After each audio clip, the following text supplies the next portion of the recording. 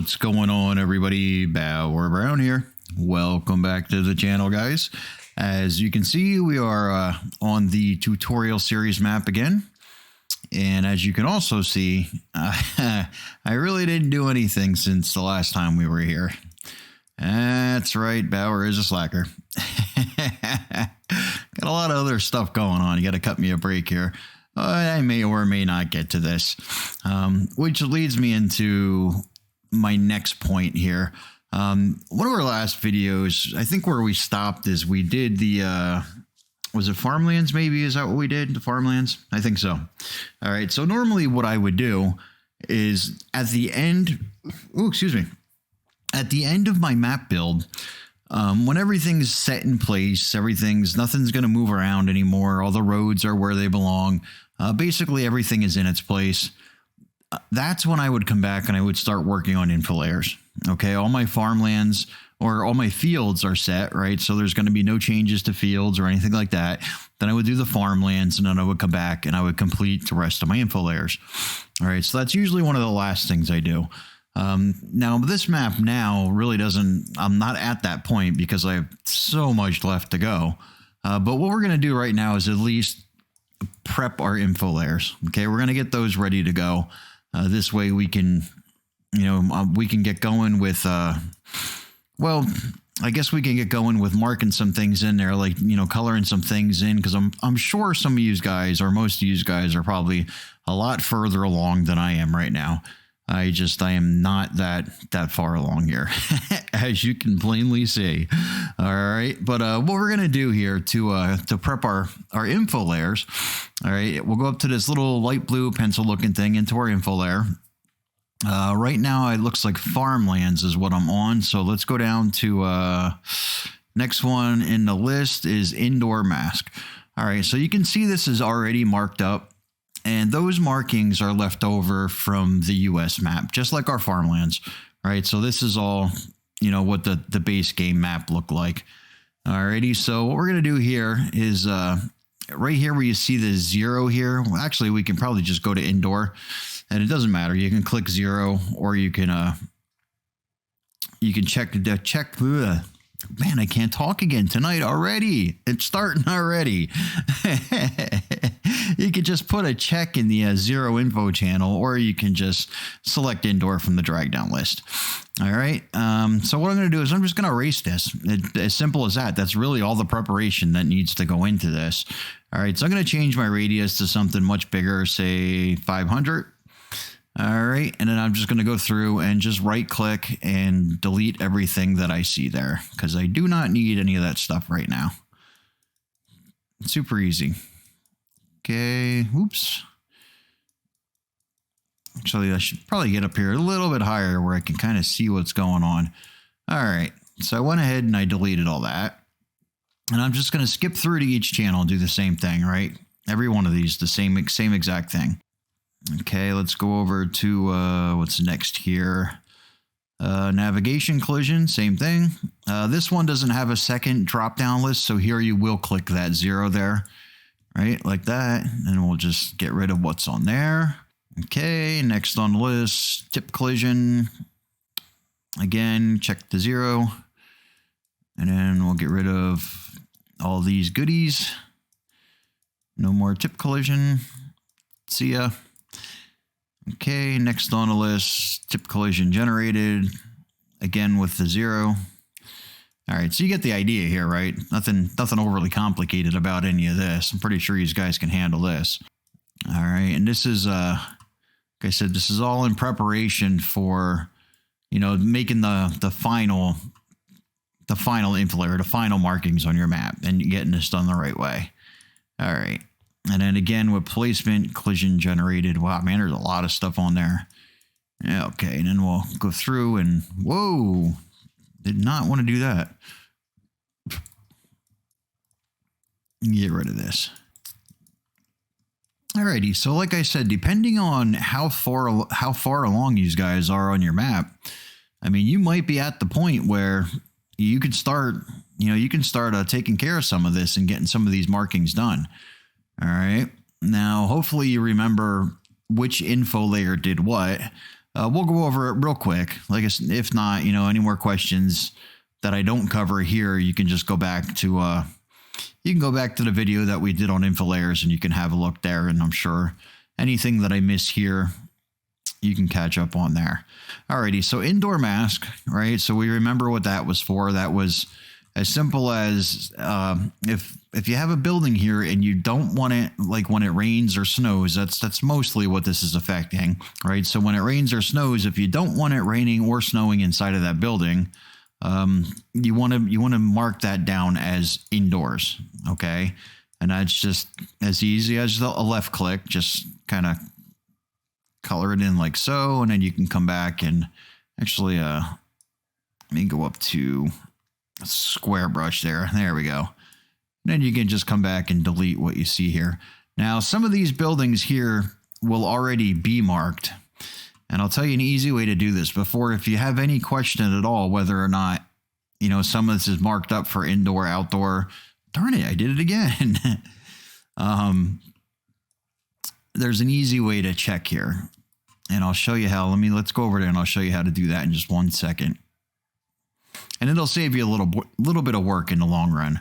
This way, instead of like, say this house right here, instead of moving right over to the house and starting to mark that up, I may not have to. And I'm actually pretty darn sure I'm not going to have to.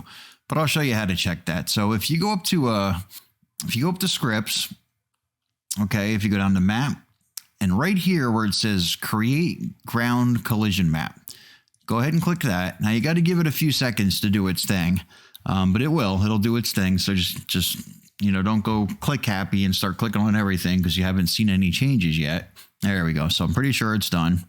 All right. Now what you can do is you go into, now this is just your generated. So you have to go back down here to your info layer. All right. So let's go up to tip collision generated. Okay. So you can see that there's some red around that house now. And I'm willing to bet that over here, like info triggers or something, or info triggers. Yeah. Any of the triggers are probably colored in as well. That one's not. That's kind of strange. I would have thought that one would have been. How about over on my car dealer, my shop over here?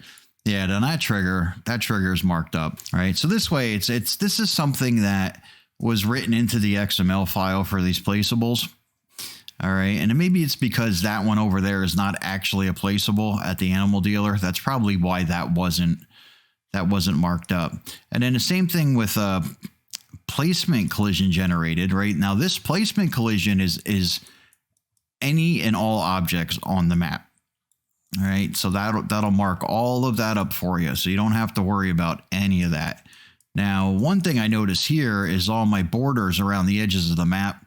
I'm probably going to want to delete those, and we'll make new ones to put there because you can see just how funky they are, right? And I don't want that. That doesn't look too good. So I definitely don't want that. All right. And then you can see here that the rest of my buildings, are all marked up the way that I would expect them to be. All right. One thing I'm curious about, though, is, whoops, let me get back. Where's my home farm? Oh, there it is up there. Yep. Okay. So this cow barn here. Oh, wait, that's placement collision. Let's go back and check tip collision. Kind of strange that there's nothing there for tip collision because this is a mod. And what would happen is the mod author, he would write this stuff in there. He would put that in his XML file because as you're playing the game and you use this mod, you don't have any way to tell it, okay, I need a tip collision in this area. So he has to do that for you. He'll write that into the XML. So when you import that into your game and use it, use it as a mod, that's already in place. But right now, I suppose you'd be able to tip just about anywhere you want around this barn. All right. So since that's not there, what I would do is I would go up to tip collision and then I would just put my own in there. Right. Since we're using it in the map, kind of like a placeable. So I would just do it that way. All right. But I'm going to show you really quick. And I know that we went over this. We went over all of this in another video, but I'll show you really quick. how those things end up in here and where all those generated, where that generated comes from. All right, so I'm going to go over to my base game folder where that's at. Or not my base game, I'm sorry, my mod map folder. I'm going to go into placeables. And first I'm going to show you the house because that one I know is correct. All right, so we'll open that up. Now, when you go down a little bit here and you start looking at the placement, now the test areas and clear areas and leveling, that all has to do with the mod itself when you're using the mod in game. All right. But there are areas that, that pertain to us as map modders, right? And one of those being, where is it? The tip occlusion update area, right? So remember that big red square that showed up around the house? That's because of this right here, this tip occlusion area, right? And all they did is say, here's the start node and here's the end node. So they basically just stipulated this area right here. When you go to use this and it loads up in game, I want there to be, what do you call it? I'm drawing all kinds of blanks tonight. I want you to have like this tip occlusion, this area here for like a tipping mask, basically, right? So that's how that ends up in there. Now it's the same thing with like an indoor and outdoor area, but right here you can see this indoor area. They don't have anything marked up for that. So if there's anything that we want marked as indoors, we would have to do that ourselves. Okay. Now go back over here and we look at this cow barn. Okay. And we'll find out why that didn't put a mask there for us. All right. So the tip occlusion area, it looks like they have it. So I'm not sure why that didn't show up. Oh, right here, because they just have tip occlusion update area. Start node, end node. Okay. Oh, interesting. Probably what is happening is, my guess would be that these nodes are actually missing somewhere in the i3D. So if you look, the nodes are probably missing. So basically that didn't work the way that it should have. But anyhow, so when you run that script for generate, that collision mask, that's what's going on there. Basically just quickly reading these files. And if there's anything that pertains to our map, as far as like an indoor, outdoor area, and you can see they have that marked here, indoor and outdoor area. All right, height, node, width. Something doesn't look right about that though. Not sure why. Indoor areas? That doesn't seem right, does it? Plural? Oh yeah, it is. Huh. Okay. I don't know. I don't know why that looks strange to me. Okay, but just so you know, that's how that information is getting there. Now, I'm on my indoor mask. No, I'm on the tip collision. My indoor mask. Yeah, nothing showed up here, so I'm not quite sure why. He has it marked, but did it show up? Oh, maybe it did show up, and it's just I can't see it because it's exactly to the shape of what he has there. But anyhow, you get the idea. So now let's go back to what we were talking about before. Now, the indoor mask, right? So this was anything that you don't want snow to be inside of your garages and stuff like that. If you have any kind of like covered shed or anything, you don't want snow to pile up inside of there because that would be weird, right? So this is how we do that. Now, if you have any areas that, like say a roadway, maybe ponds or rivers or, lakes and streams, that sort of thing, or any roadways that you don't want snow to gather up there, this is the way that you can go ahead and make sure, that those roadways stay free of snow. Now, that's the way that I would do that is, remember when we went over the farmlands, I had told you guys that I usually, if a roadway is close enough to a property, close enough to a farmland, I'll include that in with the farmland. This way the player can come back at a later time and he can plow that if he wants to. All right. Well, let's say you have like a bigger area that's like a non-purchasable land. Okay. And there's a roadway that cuts through there. Well, nobody's ever going to be able to plow that because you can't actually buy that property. All right. So that roadway is always going to have just a heap of snow on it, right? So nothing you can do about it. So in that event, I would go over with the indoor mask and I would color that in so to make sure when it snowed, that area was already plowed. So that's the way I use that. All right. And then you just gotta have to use your judgment. Now, you've seen that the house, that didn't actually have anything for indoor mask. But there are some things you could do if like there's like an overhang or something like that. Like right here where this porch is. Now, I don't think the snow will ever get high enough where it comes, you'll actually see it come up into the porch. But it could happen. I've seen it happen with a lot of guys. They don't pay attention to like any type of like grassy area or anything like that when they place their house because the grass is all short or it's not there. But then later in the season, when the grass starts to grow, it grows, right up through their house or decking, or, you look in the window of some place and there's grass growing inside because they didn't remove the grass first. Okay. But that's exactly how like the indoor mask gets used. All right. And now next on the list, we had navigation collision. Okay. Now this one was really easy. This one was basically anywhere that you do not want that AI to go. Okay. And on the US map, the only thing that was marked up on that map was the railroad tracks. All right. So basically that was saying under no circumstances would that AI ever try to cross the railroad tracks, unless it was a designated crossing area. All right. So if you have an area that you particularly or most definitely do not want the AI to go to, you can just use this navigation collision and he'll stay well away from there. Okay. Next, tip collision. Tip collision was any place that you don't want somebody to tip to, basically. So if you don't, if somebody has a wagon full of corn or wheat or something like that, if you don't want them to be able to dump that load there, tip collision, that's where this comes in handy. All right. And you would normally do that like in front of garages or, you should be able to figure that out where you do not want people to be able to tip to. Okay. The roadways normally get done and for obvious reasons, you don't want somebody coming up with like an entire wagon full of like wheat or what have you, and just dump it right in the middle of your road. That's weird and we don't want that.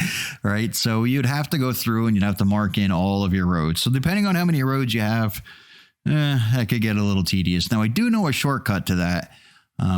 How much of a shortcut it is, it's a real time saver, but I'll have to explain that one to you a little bit later. It's kind of a process. So we're not really going to get into that right now, but just suffice it to say that, if you don't want anybody like dumping a wagon full of anything on your roads, you'll have to come back here and you'll have to start coloring in your road like so. All right. That's pretty sloppy right there. Normally for this stuff, I have my pen out and I'm using my pen and my tablet, and it just goes so much easier. So much easier. But if all you have is your mouse, there's nothing wrong, with doing it that way either. Definitely not. Alrighty, so let's see. What else do we have? Anything? We have tip collision. Okay, the next two were just generated. All right, and we just went through how generated ends up on the map. All right. So that's easy enough. And that is basically it. So that's pretty much it for, prepping our info layers. And depending on how far along you are, you can get started on marking up some of these areas. Now, if you have a bigger map or you have, an awful lot of objects or items on your map, this could take you a little bit. Now, some of this, like say, take, for example, this animal dealer that I see right there. Okay. Now, a lot of what I would do here is you can see that I have some sheds here because I moved some things around. This used to be a building here, and I just considered that just wasted space. And these gates as well. These gates were closed. And what's the point? What's the point of having all this property here that we can't do anything with? So I actually opened up the gates. I changed that around a little bit.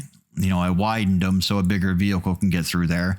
And this used to be just a building, but I put sheds there now. So now you can store stuff there if you want to. It's sort of like a common area, right? So you don't actually have to own it. You can still use it. All right. And I opened all this up so you can travel right through there if you want to. All righty. But what I was trying to say, though, is now that I have, these sheds here, this is something I would definitely want to incorporate into my indoor mask. All right. So I don't want it to snow inside of here. That's, like I said, that's just weird. That's unless you're into that kind of thing. So I would mark these up. I would just definitely make sure that these get covered on an indoor mask. And you just remember, any place where you don't want it, either you don't want it to snow or it makes sense that it normally would not snow, like underneath a bridge or an umbrella or something like that. Those are the areas that you mark up with your indoor mask, okay? But what I was saying now about the animal dealer, since I know that this is pretty much done and none of these buildings are going to move again, that's pretty much it. Whatever I have here, that's where it's staying. So as I'm building my map, then by all means, I could come in here and I can, color in my info layer and stuff like that and get that taken care of. So it's just less to do, at the end of my build, so as much as you can, you try to do these things as you go. It just gets to be a little bit of a pain, if you put all the work into, coloring in the info layer and then decide later on you're going to change things around. And then now you got a bunch of erasing to do. And I mean, it's not the end of the world. It's not that bad, but you get what I'm trying to say. Okay. And like I said, I mean, normally I wouldn't start on this. I mean, I might prep it just like we did now, but I wouldn't do too much work until it was much, much further along on my map than what I am here. And I'm not entirely sure how far I'm really going to take all this. It's probably not going to be a map that ever gets released. And, I might play it. I might goof around on it. But this basically was just going to be my test map, for tutorial purposes and stuff like that. And it served its purpose so far. So we'll see. We'll see how far I'm going to take it. But for now, this is kind of what we have. I got a lot of other things on my plate right now. So this unfortunately found itself at the bottom of my list. We'll see. Alrighty. So that's it. So if you're far enough along, go ahead and start prepping your info layers, and you can start coloring things in if you're far enough along. And I'll figure out what we're going to do for our next lesson. And with that being said, I am Bauer Brown, and I will see you on the next one.